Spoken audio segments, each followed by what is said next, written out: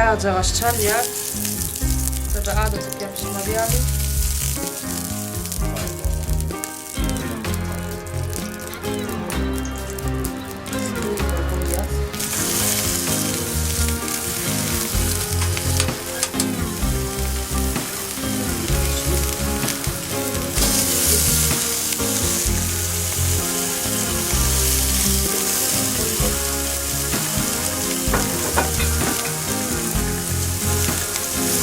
Başlanıyordu buraya.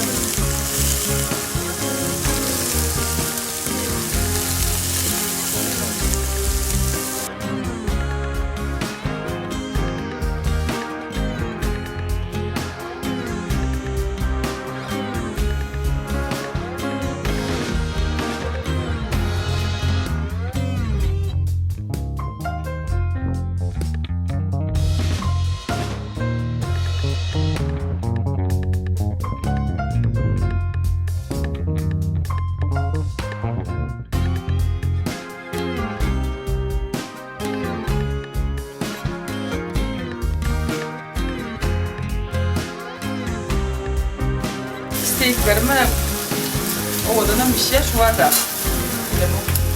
Daha da var. Ne yemek diye. Sen oğlunlara ait senin işlerini vaktini Towuk'unu işleyen diye açılmış o. Ve Towuk'un şu anda Towuk'un ve hatta bir soru verip aynen yalar da şimdi şu ne yemek şu anda bu kitap soruları cevap veriyor da. Towuk'un işlemek Towuk'un orandan Towuk'ların Kayıt kapatıyorlar ait mango böyle. Ben ingayı kapatıyoruz ayda bak ben. O getim gelişini öğren çıktı.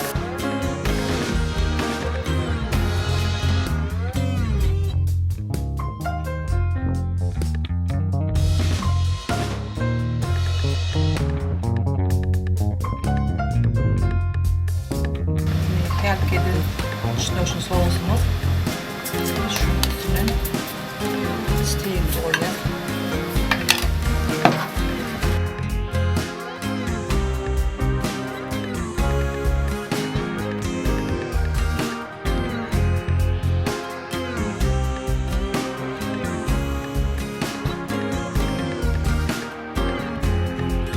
Kurin steaklerini ilk görüm.